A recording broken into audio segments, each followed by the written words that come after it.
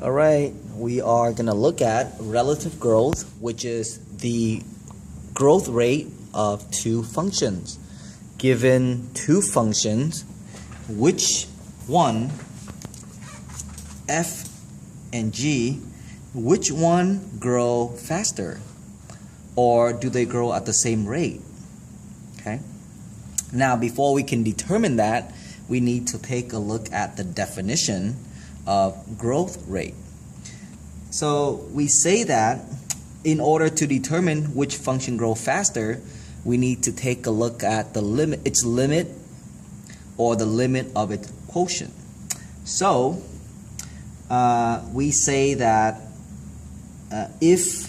let's say if you look at the limit as x gets really big of the quotient of f over g, and that happens to be infinity, okay? So if f divided by g equals to infinity when x gets really big, if that's the case, then f has to be big, a lot bigger than g in order for it to be infinity. So if this is the case, then we can conclude that f grows faster than g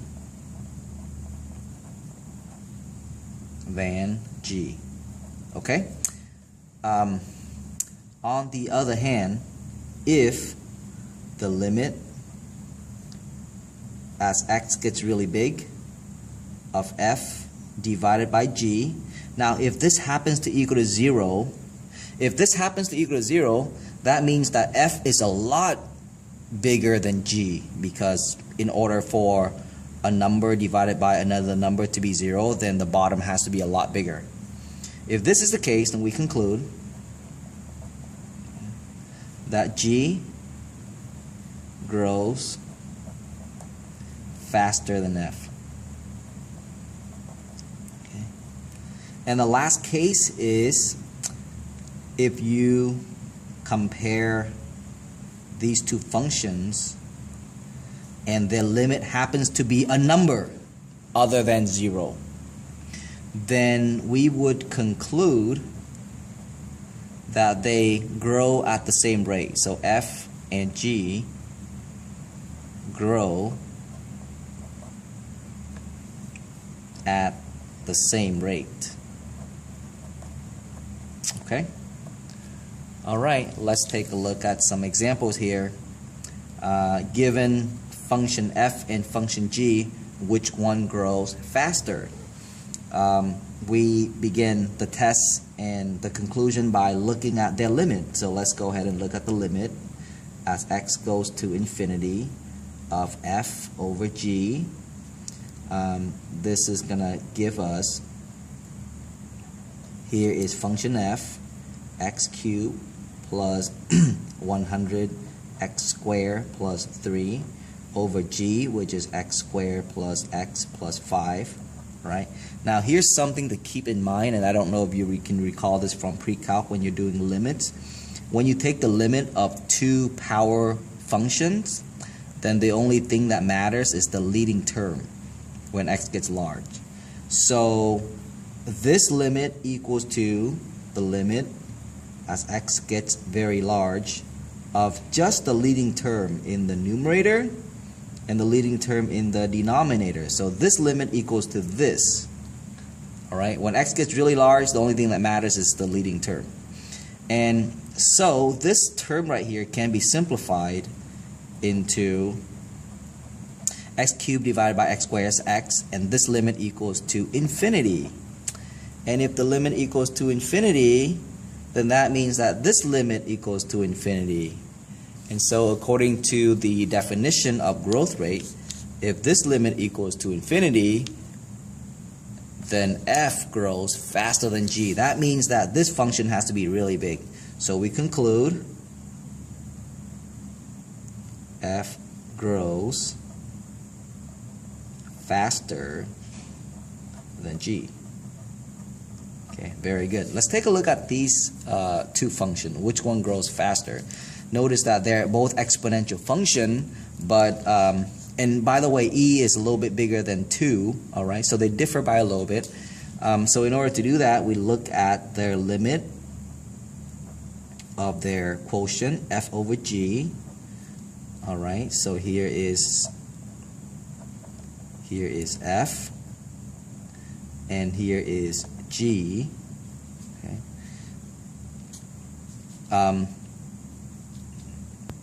What does this limit equal to? And by the way, because they're both raised to the x power, I can rewrite them as 2 over e raised to the x, like that. And so what is this limit? Now, I want you to be aware that 2 over e is a number that is less than 1, because e is 2.71, so 2 divided by 2.71 is a number that's less than 1. X is going to get really big. When you take a number that's less than 1 and raise to a big number, you're going to get 0. Try it. Use your calculator. Take 0.8, which is a number that's less than 1, and raise that to a really big number. You're going to get a really small number, so small that's 0. Okay? So this limit equals to 0. Since f divided by g equals to 0, that means that g has to be a lot bigger than f. And therefore, we conclude that g, or here, right, or here, we conclude that g grows faster than f. Okay. Now, growth rate also, transitivity also applied to growth rate. So if you remember, property of transitivity says, algebra wise, it says this: if A equals to B and B equals to C, then we can conclude that A equals to C. All right, that was transitivity in property of algebra. Transitivity in growth rate says this: if f grow at the same rate as g, and g grows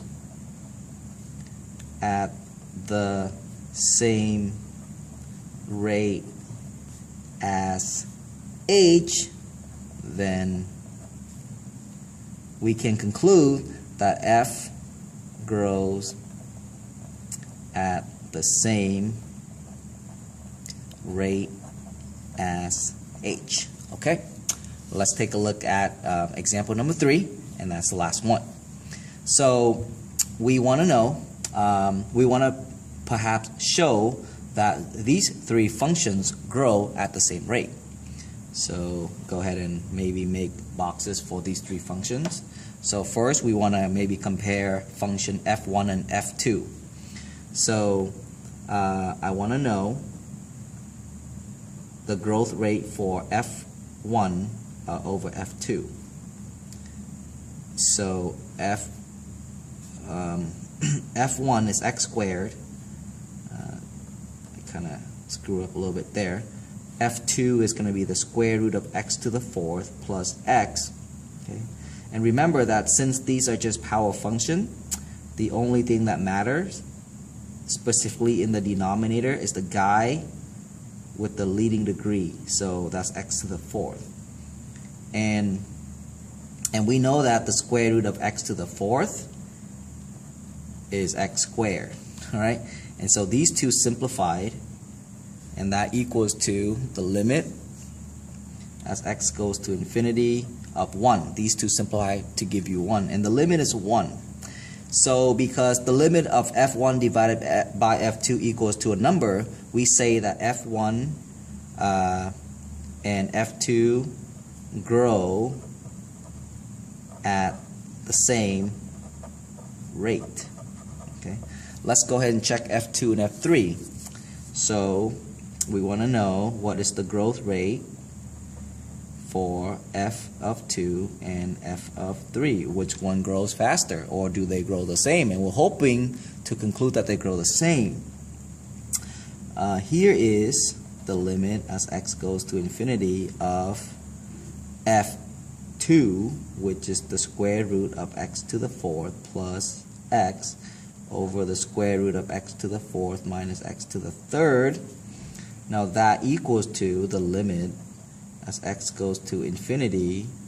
Remember that the only thing that matters is the leading term in power function, and clearly this equals to 1.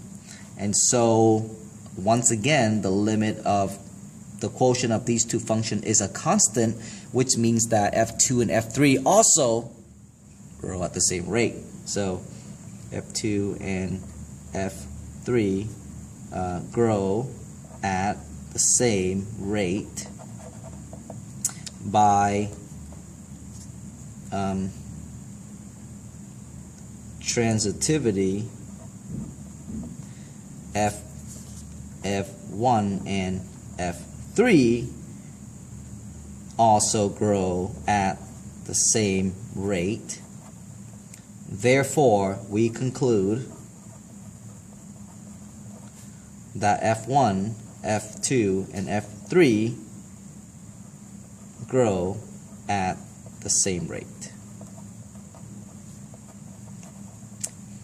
See you in class tomorrow.